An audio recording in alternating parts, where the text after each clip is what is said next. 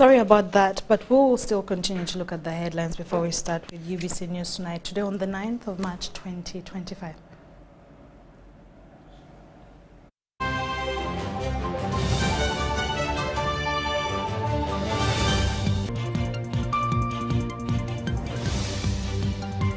Sanadjanja Kwams Kawempe Kutano campaigning for NRM flag bearer Farida Nambi. Mulago National Referral Hospital grappling with patients that need constant supplemental oxygen therapy. And later on, Ministry of Gender officials say more Ugandans still searching employment abroad. While Park Mengo tighten grips on titles as Edgar's escape bottom sport.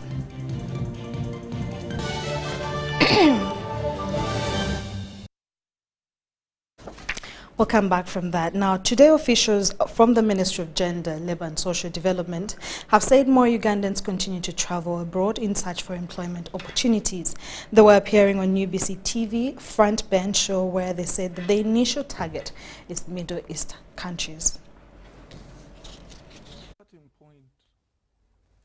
While responding to questions raised from one of the viewers of the program, Agre David Chibenge, the permanent secretary at the Gender Ministry, described the continuous labor migration of Ugandans as a temporary phenomenon.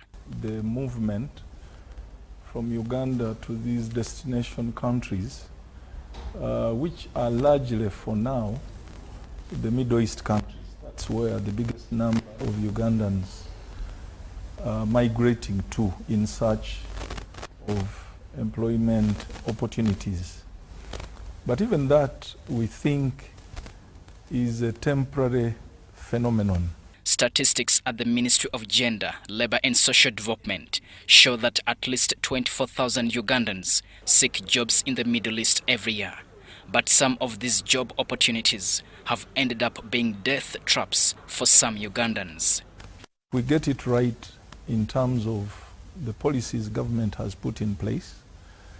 We've talked about NDP4, which has emphasized investment in human capital development, investment in social protection, as the Honourable Minister has said, opening up new areas that have huge potential for employment of our young people.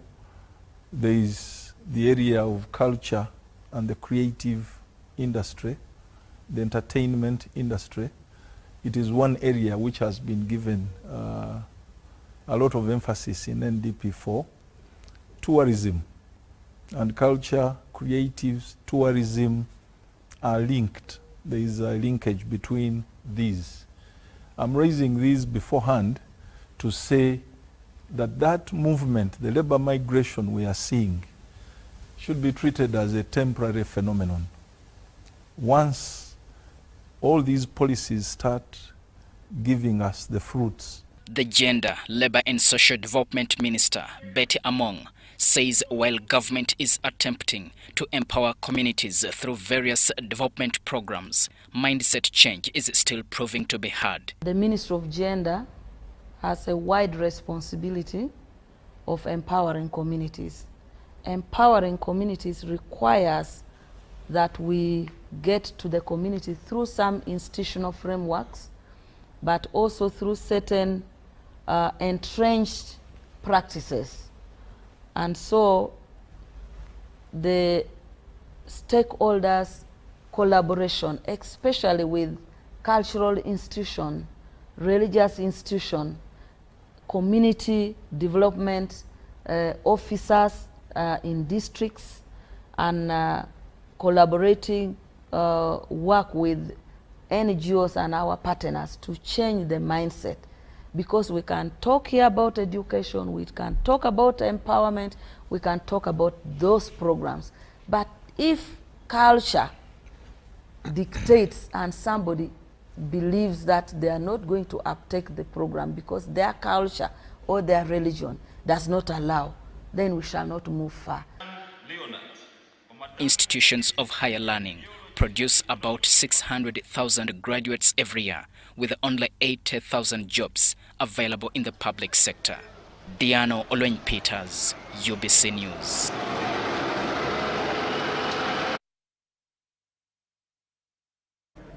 A section of leaders from Ankole and Kigezi sub-region have welcomed the move by the President to convene a stakeholders engagement focusing on resolving the long standoff between government and tea growers. This follows the announcement by the President during the Parish Development Model address while in Rampara district recently. As President Kaguta Museveni stepped in Ankole sub-region to popularize the parish development model program, his engagements were dominated by outcries arising from the long-standing unresolved matter of tea compensation and fluctuating prices. While addressing a public rally in Rampara, Museveni committed to spare time for this matter.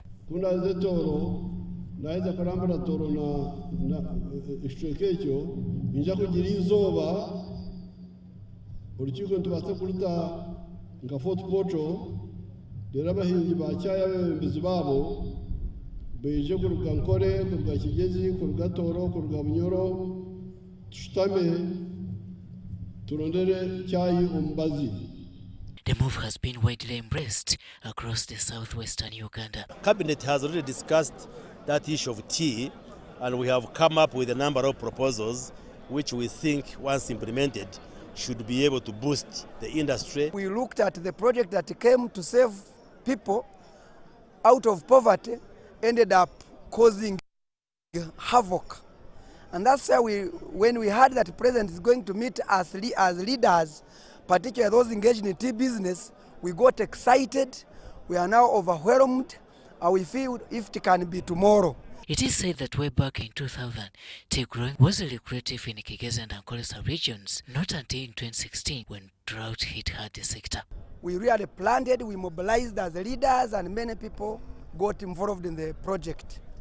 But towards 2016, we got stuck. Government advised people in the Kigezi sub-region to plant tea and other crops. But as time went on, government shifted its policy that they are not going to be in tea as a priority. Those who have a claim that part of the seedlings which they had prepared, because of the drought, they dried in the gardens. And there has been a process to compute how much that translates into. Families have starved, incomes have collapsed, and government has remained the only hope. We have a lot of people who supplied seedlings to our farmers, and as of now they are still demanding. The banks are on their neck. The more fundamental question on tea is that for the last few years there has been a collapse of the tea prices, and the tea farmers are now discouraged. In some communities, people are even uprooting tea. And the price has been affected because of the quality of our tea. So we are now working out a mechanism to support them, to make sure that they have the right seedlings, they also have fertilizers, and they have the expertise to harvest this tea in a proper manner. But why is tea a hot cake in southern western Uganda? This is a question posed to the Minister of ICT and National Guidance, Dr. Chris Pariomosi. Tea is one of the leading cash crops that we promote in western Uganda, from the areas of Toro, Wenzori, Ankole, and then Kigezi, and especially for those who have large chunks of land. Although the matter has been in cabinet several times and decisions have been taken, enforcement has taken a snail path. So we are also addressing the issue of power in terms of making sure that they get power at, first of all, access and affordable. And the third one has been the issue of capital. And we have now mobilized resources through agricultural credit facility. We want to encourage as many as possible to go into the banks through agricultural credit facility, which is at a lower rate, so that we can allow these people to revive.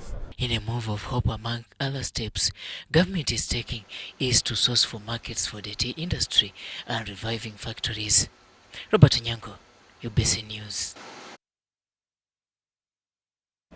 Thank you so much, Robert Onyango. With just 2 days left to the highly anticipated Kawempe North elections, Prime Minister Rebna Nabanja has hit the campaign trail, rallying support for Farida Nambi, the ruling NRM party's candidate, accompanied by a high-profile team that included NRM Deputy Secretary General Rose Namayanja Nsereko, NRM National Mobilizer Rosemary Seninde, NRM Women's League Chairperson Lydia Wanyoto, among others. Take a look as Kaye reports.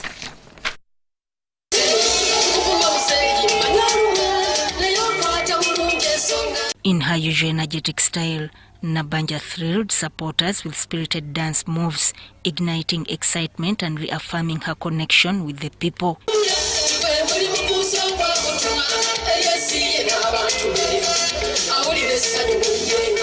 She urged residents to vote for Farida Nambi, emphasizing that she is the best candidate to tackle pressing local issues.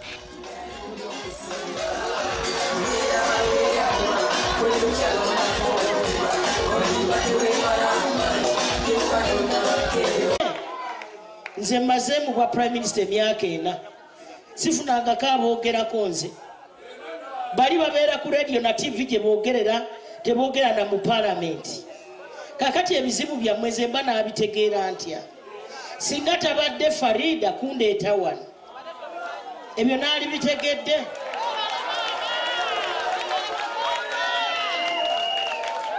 Mukimanyi nti gavumenti ya NRM yeerina budget yefe tukwanaganya emirimu fe tukola.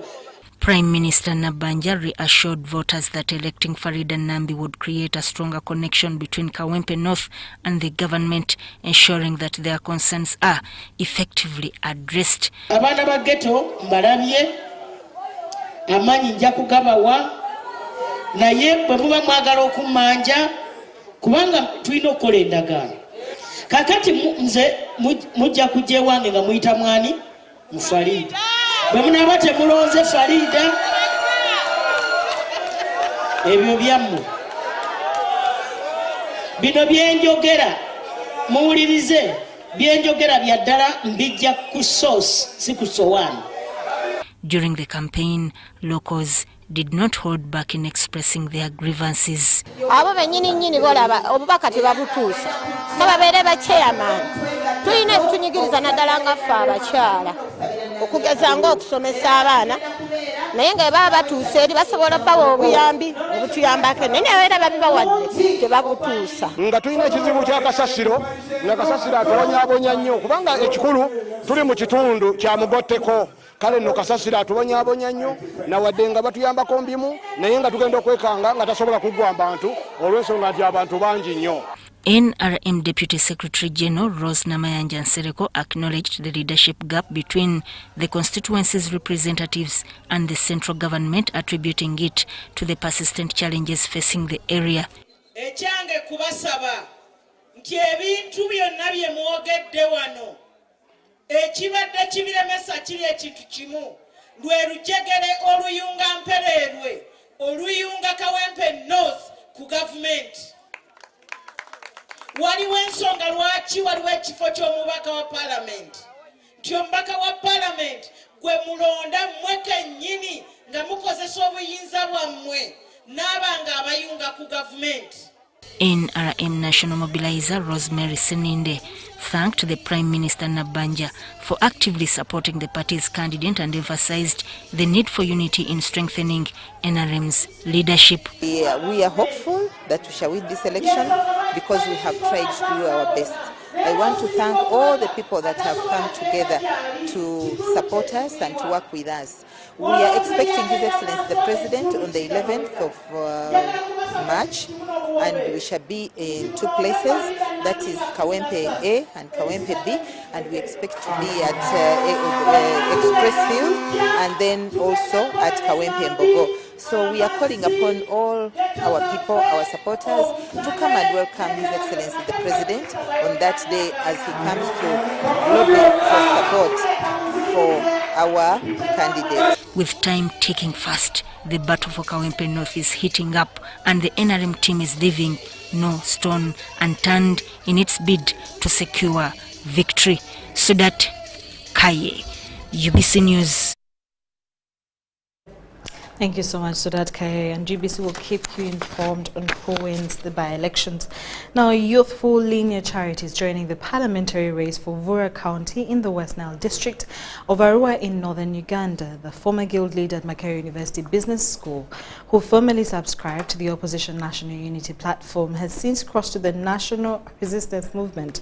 And of course, Linear's focus is on improved service delivery in education, health, and poverty eradication.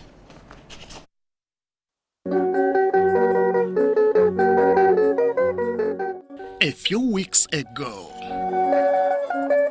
a very colorful Thanksgiving service was held in Arua district in her honor. She had just graduated from Makerere University Business School with a bachelor's degree in procurement and supply chain management. She has since made public her ambitions to become the next member of parliament for Vurra County.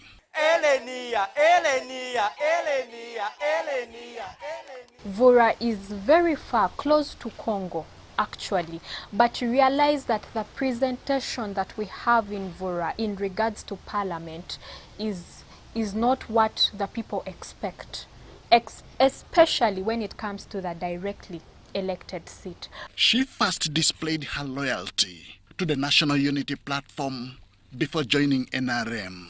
She ended her marriage with Red and opted for Yellow, and this is why. Those who know the story of Saul, right?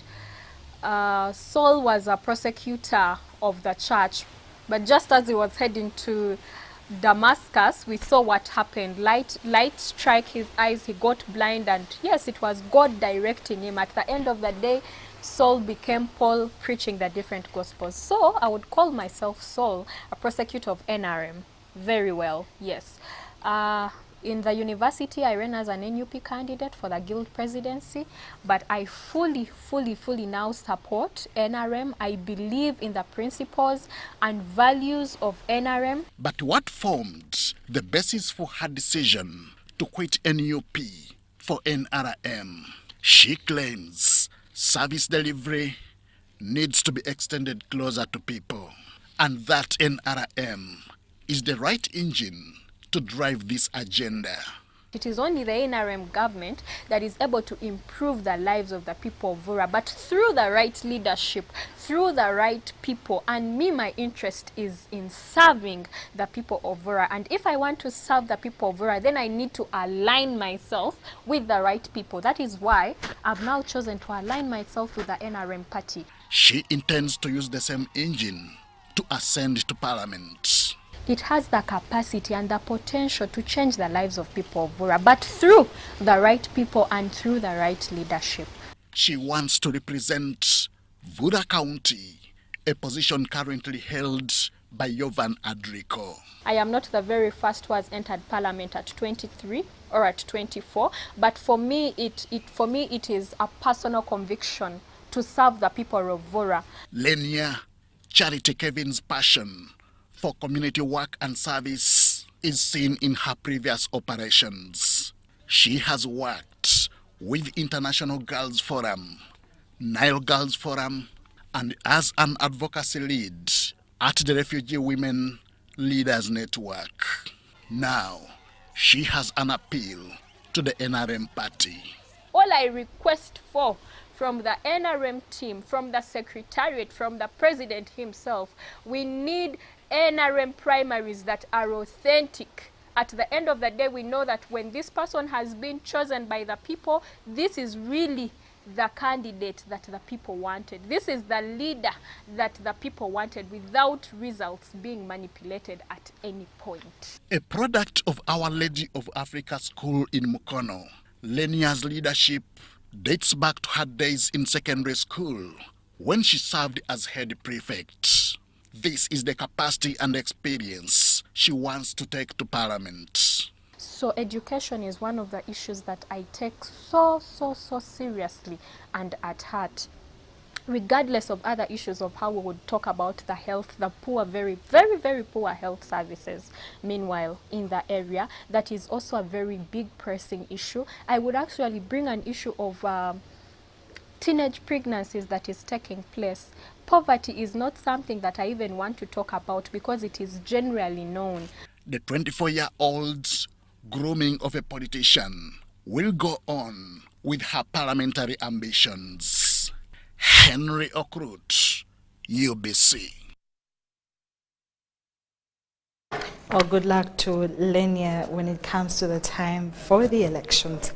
In more stories tonight, we shed light on a silent crisis affecting women in Uganda and beyond, the hidden trauma behind the fight for empowerment. Despite significant progress in advanced women's rights, many continue to battle deep psychological wounds, often resorting to alcohol and substance abuse as a coping mechanism. We have a detailed report on this. For decades, the push for women's empowerment has been a battle, one fought in boardrooms, communities and homes. Many women suffer from emotional and psychological wounds caused by gender-based violence, workplace discrimination, financial struggles and society expectations. There's loss of cognition. The thinking pattern, you can't think clearly. When you're drunk, you can't think clearly. When you're traumatized, still, things are not adding up. There's mood disturbance. Take an example, a person who has faced sexual abuse or being battered at home by the husband. You'll be sad, you'll be depressed. A growing number of women are battling anxiety, depression and post-traumatic stress disorder. Many turn to alcohol and drugs in search of relief. The loss of touch to the reality. Trauma in itself, it causes a risk of using the substance because remember, I have the pain. Let me run to the alcohol. It will take my pain eventually, but that is just for a short period of time. Experts argue that the blame cannot be placed on individuals alone. Structural issues, cultural barriers, and even family dynamics all play a role. They used to remember things, but now they seem to be having short-term memory impairment. What is happening to them? So recognize those signs and symptoms. Then respond appropriately. Respond appropriately. Sometimes we are there, and because of what they're experiencing, we are like, she's a drama queen. She's an attention seeker.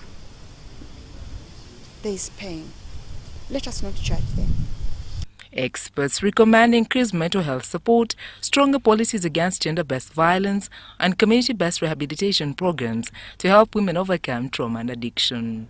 Way of talking to this person, minus re-traumatizing them.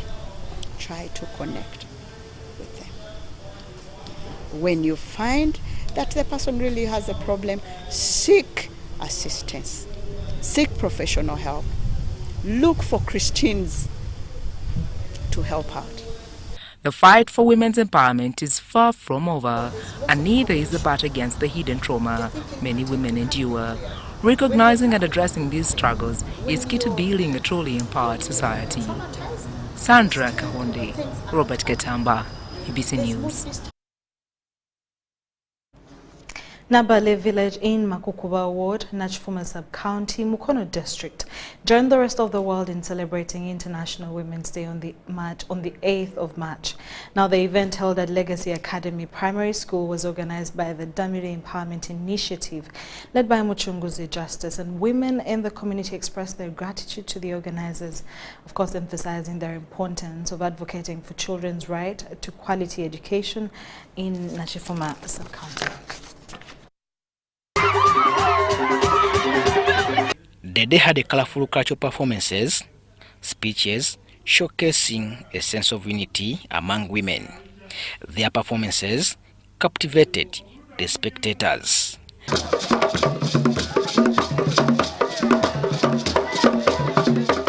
The women had formed a special choir, dressed in traditional gowns, and sang old folk songs.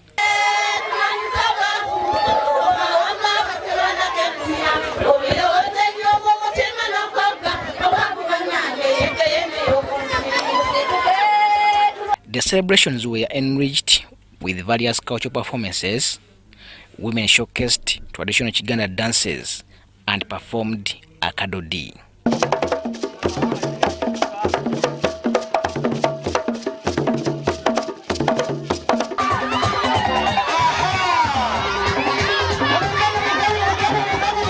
Speaking about the event, Muchungu's Justus shared his motivation for taking the lead in organizing the celebration. Women mostly, and it is surprising that even our best performing children at our school are girls.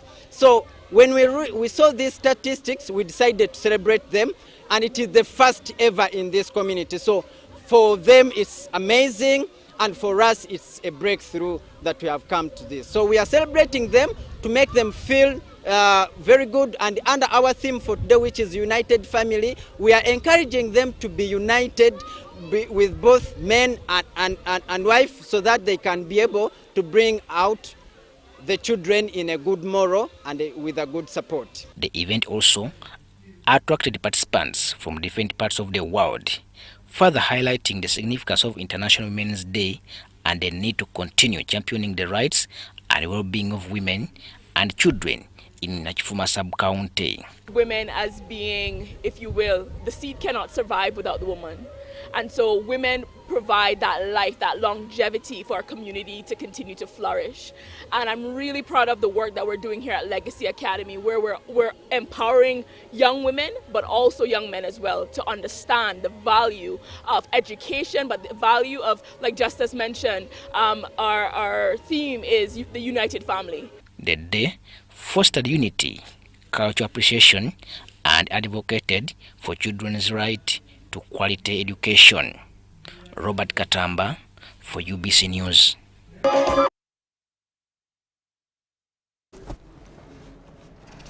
Now, Bethel Healing Prayer Center International, a church-led Pastor Irene Manjeri has advised women to respect their husbands amidst the gender equity era.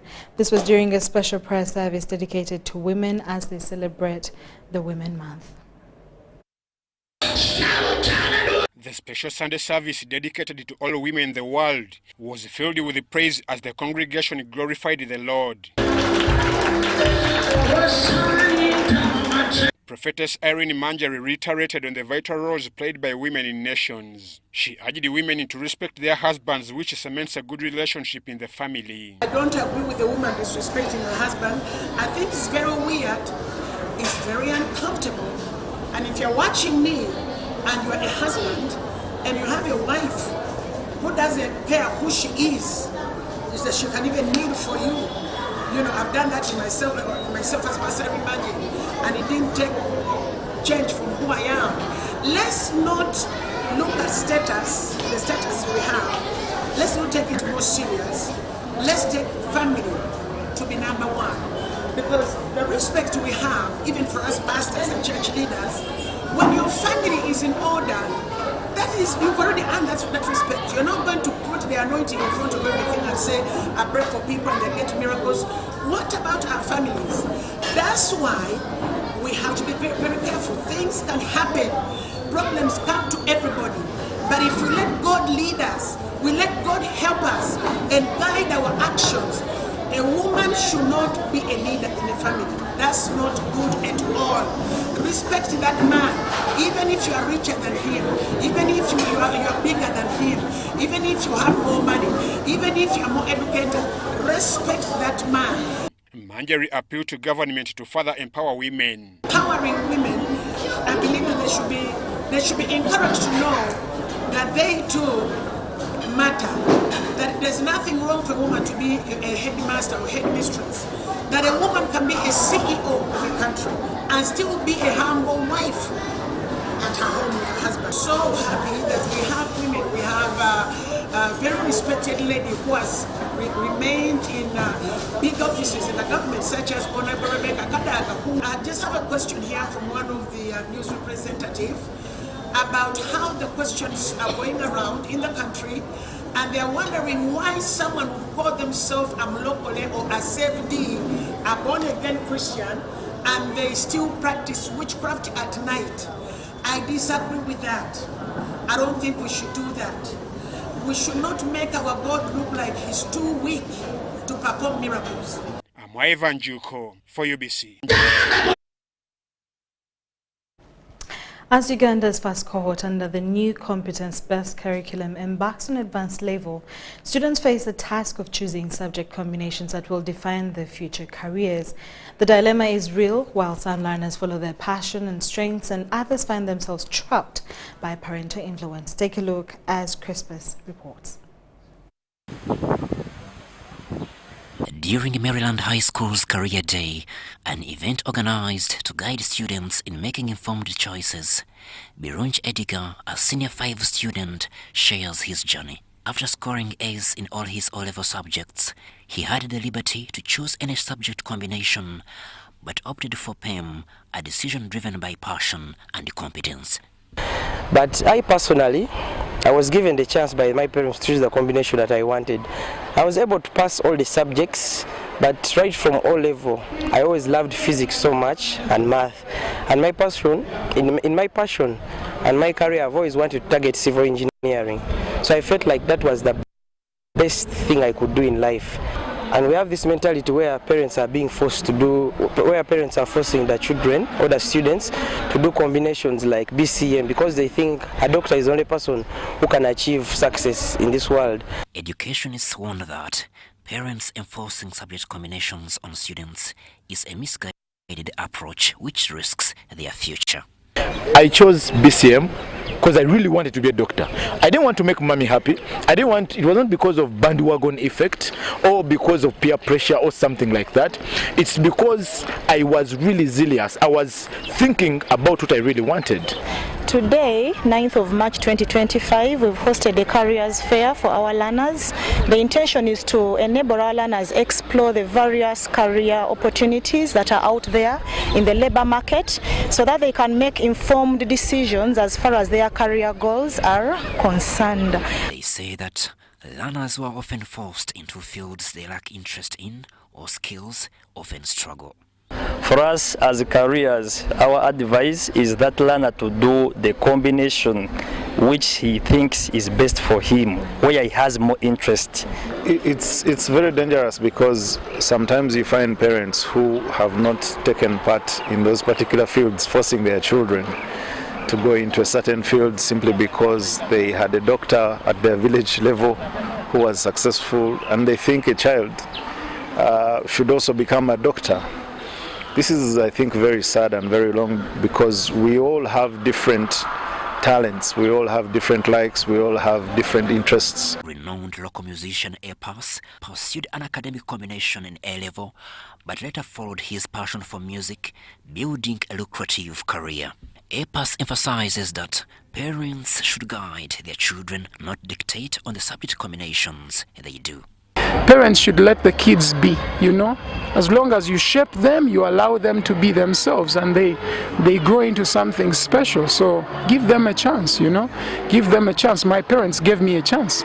They knew I went to school, I went to the university, but they still let me do music. Career days of these kinds bring alumni back to their alma mater to inspire and mentor students navigating career choices. So if you do not get the points to take you to government or to help you get into the course of medicine and surgery, that is not the end. There are so many things in the medical field that you can do. Crispus Arinitwe, Jimmy Akanshemeza, UBC News. Here's your chance to win school fees for your child for a whole year.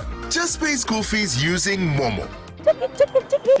Hey, Mkowe High School. Now wana tufunye wo muwanguzi owa MTN Momo. Ye wangu de school fees ezo mwaka mulamba tebereza. Hey, ulilote mutima kati. Banange sanyu byenye nali amochi wago nyanjaga nyangu amali wa ronze erinyo. Esisi? Njani awangula school fees. Eza Momo. Eza Momo. Ezo mwaka mulamba. Okumalo mwaka mulamba de musanyu. Oh my goodness. Banange MTN mwene yanza ne yanze. Wanji? Mwebale nnyo mwebalire ddala. Nkubiriza muzadde munange yonna joli. Wallahi sasulia school fees for Momo Pay. Dial *165 *80 hash. Select option 2 for school pay. Select option 1 to pay school fees. Enter the student number and amount and approve the transaction. You will now enter the draw to win school fees for your child for a whole year.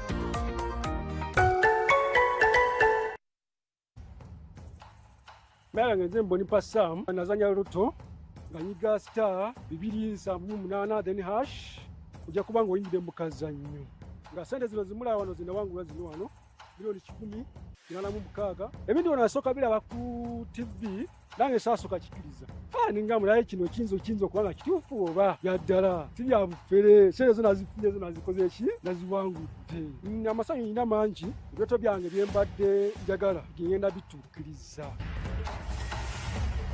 Uganda National Lottery. Dream, play, win. Participants must be 18 years or older. Play responsibly. The Uganda National Lottery is operated by Ituba Uganda and regulated by the National Lotteries and Gaming Regulatory. Step into a world of excellence, comfort and pride with Royal Foam Furniture, crafted to perfection right here in Uganda. We bring you state-of-the-art living room furniture and bedding products at affordable prices. Our wide variety of mattresses include orthopedic, pillow top, spring mattresses suitable for institutions like hotels and many others for home comfort. With every piece telling a story of royal excellence, our products are built with the highest quality materials made to last. Experience royalty with Royal Foam Furniture, proudly made in Uganda, so buy Uganda and build Uganda. Visit our showrooms at Ginger Road, Chambogo Junction, Bukota Chisasi Road, and on Victoria Mall, Entebbe, on the first floor. When you want to relax your body and refresh your mind, welcome to Hotel La Confidential, Aroa's premier destination for luxury and comfort. The only hotel in Aroa City offering a serene atmosphere, breathtaking scenery. Come and discover our exclusive wellness club with packages that include a fully equipped gym, a rejuvenating sauna, steam bath, and a great sky blue swimming pool. For events, our state-of-art conference halls and versatile event spaces are perfect for hosting shows, wedding receptions, birthdays, and more. Come and enjoy our cinema hall and unisex saloon, all designed to meet your entertainment and grooming needs. Bring your family and let your kids splash around in our beautiful kids water park. We are located on Aroa Pakwachi Highway in the heart of Aroa City. Don't wait. Visit us on www.hotellaconfidential.com or call us on 0761 688 181.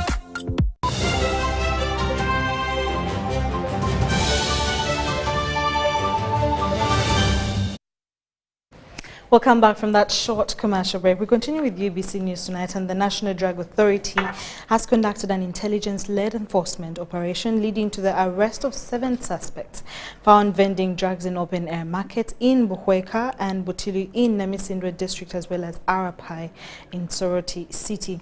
The suspects identified as Chisubi Jamada, Ali Matovu, Emmanuel Onyunyu, a medical laboratory assistant, and Mutawa Clemencia were caught illegally displaying and selling and advertising human and veterinary medicines under extreme weather conditions. Take a look as Moyengo reports. The suspects that include Chisubi Jamada, Ali Matovu, Emmanuel Onyunyu, a medical laboratory assistant, and Mutawa Clemencia were found illegally displaying, selling, and advertising human and veterinary medicine under the scorching sun. 11 boxes of assorted medicine, including ARVs, anti-malaria, HIV testing kits, veterinary medicine, and unregistered herbal products were impounded. We are preferring several charges against them. Those we found with Government of Uganda drugs are going to be charged with illegal possession of government stores, and the rest will be charged with carrying out the business of a pharmacist without a license, which contravenes. The suspects are currently held at Mbali District Central Police Station and Soroti Regional Police Station, and their files have been handed over to State Attorney for prosecution. Several suspects. In the eastern side, we arrested 5 suspects, and today we've just arrested about 9 suspects that we found illegally possessing, selling, and advertising classified medicine in open markets. Abias Rwamwiri, the spokesperson of the National Drug Authority, has appealed to Ugandans to join the NDA in fighting against hawking of pharmaceuticals and promote access to safe, efficacious and quality drugs by OT. We call upon Ugandans to only buy drugs from licensed pharmacies and drug shops. There is no town now in Uganda.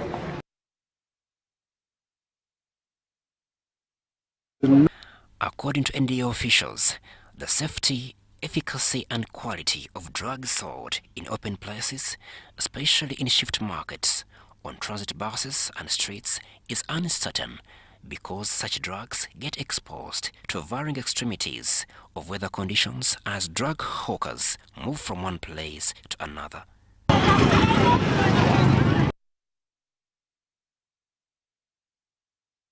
Educationists have called for a concerted effort to support young people identify talent which can build their confidence. This was during a Namilango College Annual Inter-House Festival 2025 on the theme Sow Generously and Reap Generously. Take a look.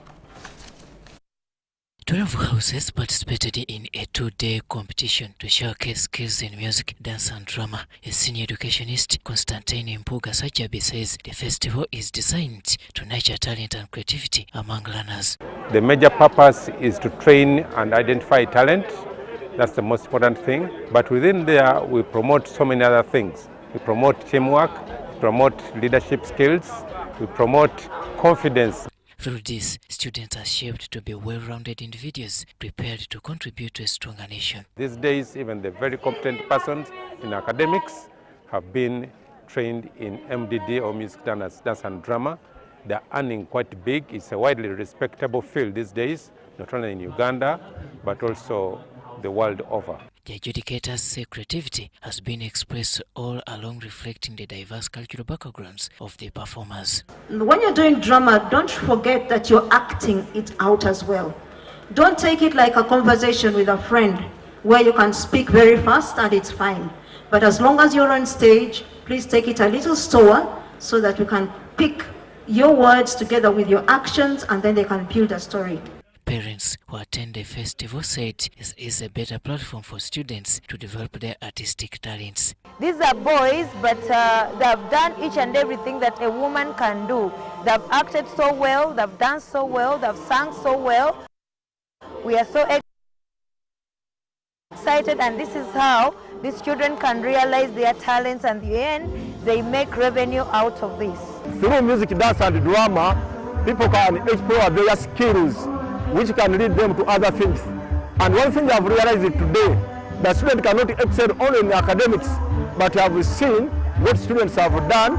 They can excel through music, they can become good actors, and many other things that can make for their good life in the future. The participating houses included Henlon, Doyle, Mackay, Burmans, Rensich, Billington, Heston, Chesranga, Kiwanuka, Coupling, Coopers, and Mukasa. Doyle House emerged winner and was awarded a bull. Mackay House was the runners-up and took 3 golds, while Billington House was in the 3rd place and got 2 golds. Story compiled by Vincent Wamundu for UBC.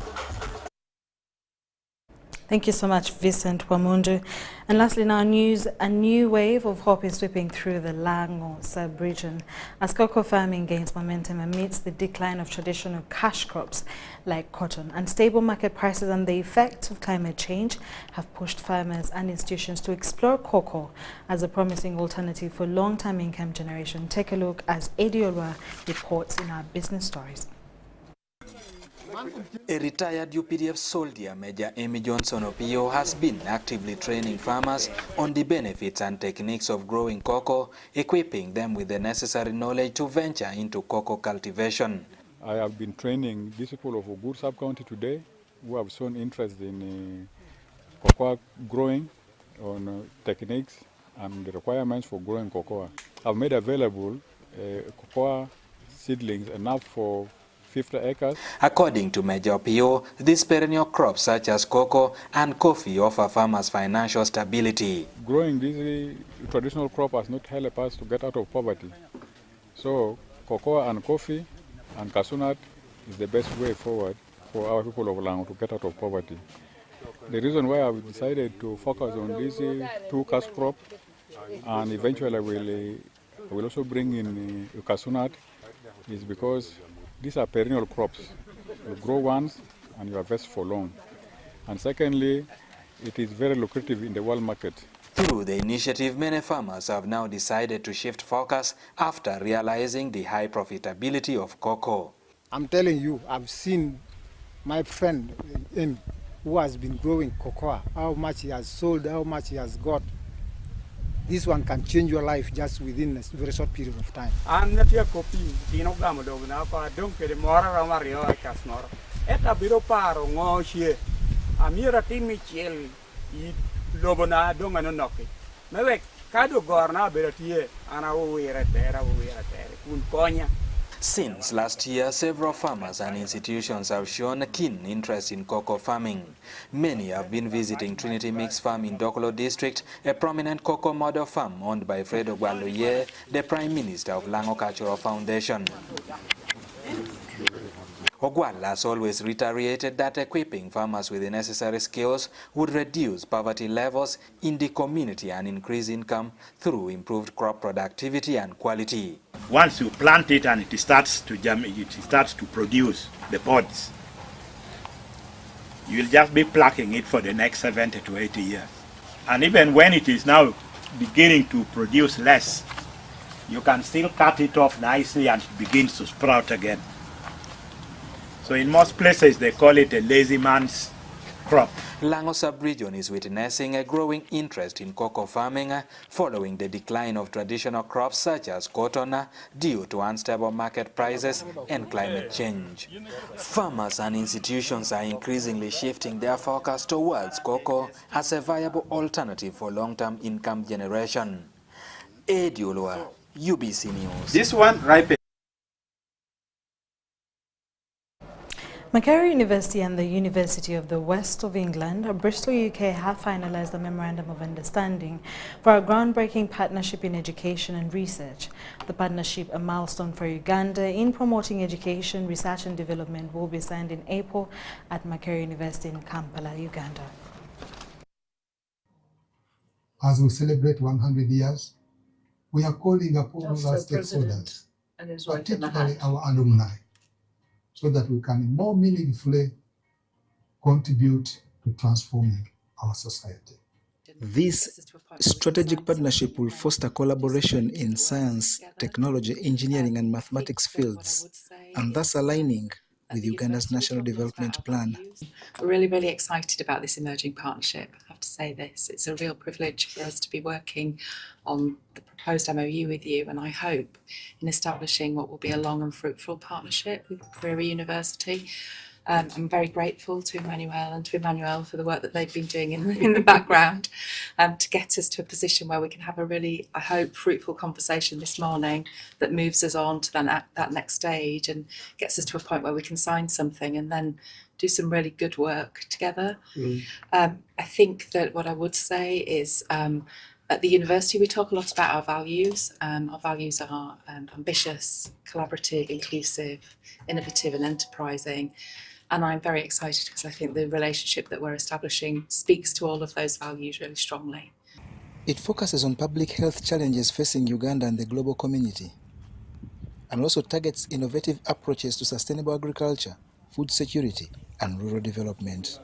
Macquarie is opening this up for Ugandan students to do an MOU so that we can expand the knowledge to learn from this side of the world to our students in Uganda, and also to see if we can set up some exchange programs between Macquarie University students in certain areas such as criminology, such as political science, engineering, with University of Bristol over here in UK.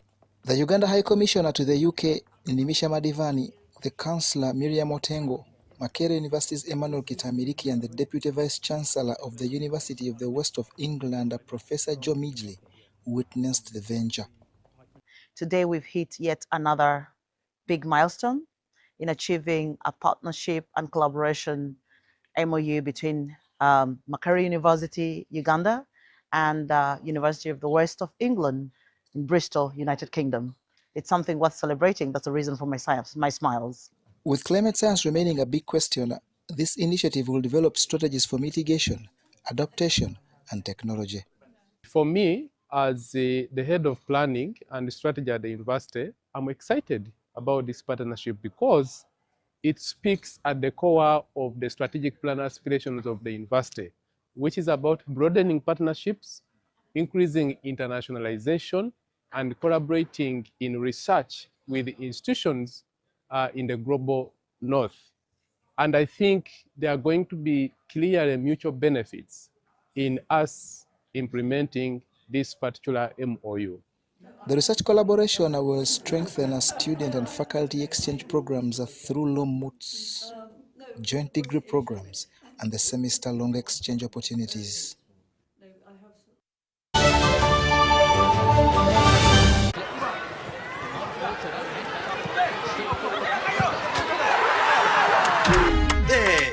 Osmosis again. Osmosis tried to pay. Money wasn't enough. He checked every pocket. Money wasn't enough. Osi, we're sorting it. With the momo, we're sorting it. Osmosis checked again.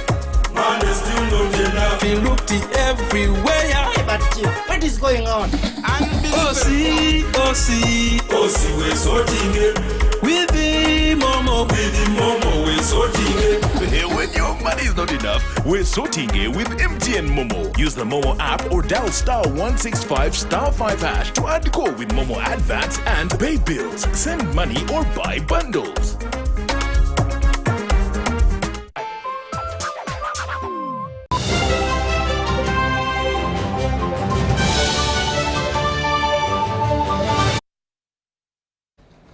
You're welcome to UBC Sports Stories, where after a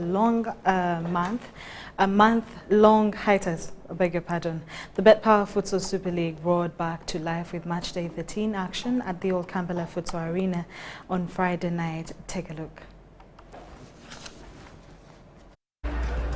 Futsal night returned at the Old Kampala Futsal Arena on Friday night. Matchday 13 action saw the top two teams in Park FC and Mengo City continuing their intense title chase. In the title battle, Park FC secured their 11th victory of the season, defeating Kisugu FC by 5-2. Defender Jalil Zimula stole the show with a stunning hat-trick, while Joshua Aziku and Alfred Sebunya added the other goals. So it was a difficult game on my side. It wasn't an easy game. So the team was good. We managed to win by 5-2. It wasn't a bad show, by the way, but it was a challenging game. Mengo City, sitting second on the log with 4 points behind Park FC, held on to defeat Kusimbarara 2-1 thanks to goals from Ian Tugume and Sharif Opuli. This win extends their unbeaten streak to 12 games. It's interesting. I won't say it's easy to come back for the second round because we are seated second on the table. The leader is winning us by 4. We are still optimistic and hopeful that we can still get them. In case they fumble, we shall get them. Kusimbarara had a consolation goal through Arafat Sentongo, and their head coach is optimistic his side will improve on their performances. Today I feel happy because the boys played according to the game plan. They played well. Just we lost. We never used our chances. Next time better, and we are ready for the next game. Mengo is done, and Mengo is a stronger team, but losing to it 2-1, it was, for me, it was wow, it was massive. The players played according to the game plan. In the other games, Edgar's youth program secured a vital 3-2 victory over Nasana Aska to move off the bottom of the 12-team log table of the Bet Power Futsal Super League into 11th place, leapfrogging Busuju Sparks, who lost 8-3 to Lubaga Gramin. Crown Lubiri returned to winning ways with a 4-2 victory over Kabusu Clouds, and Chisenyi FC staged a dramatic comeback to earn a point against Kaboa Dream Team. Matchday 14 games will commence on Friday 14th March 2025. Marshamiro Victor, UBC News. And lastly, in our sports stories, the Uganda Olympic Committee's Gender Equality and Diversity Commission has partnered the Federations of Netball and Athletics to celebrate a Grandeur Women's Day at Mandela National Stadium, Nambole. Uganda Olympic Committee's Gender Equality and Diversity Commission has honored Women's Day by recognizing athletes who once brought glory to Uganda.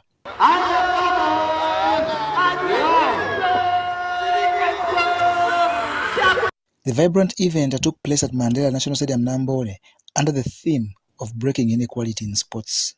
Today is International Women's Day, and the theme, the global theme, is accelerating action. But what we are having as a theme for us is breaking inequality in sports. We accelerate action, accelerate like pedal. We want actions to be accelerated by making sure that we break the barriers, inequality barriers that are in sports. So that's the whole theme about it. The occasion brought together legendary athletes from the 1960s, 70s and 80s, celebrating their contributions to Ugandan sport. Let us show up, let us raise our hands, ready to serve, but also ready to bring others on board. We can only be better if we have a string of them following us. For the ladies, it is hard sometimes.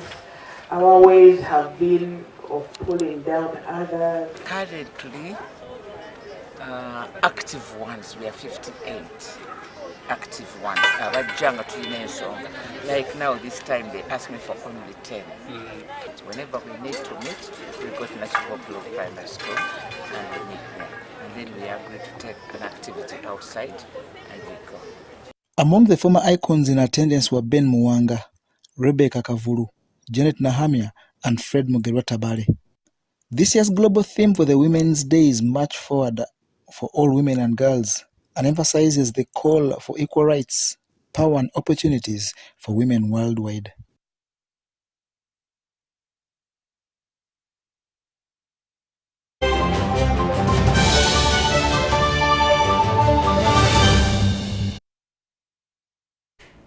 We've come to the end of UBC News Tonight. That started off at 8 p.m. and has come to an end with just 1 minute to 9 p.m. Thank you so much for watching.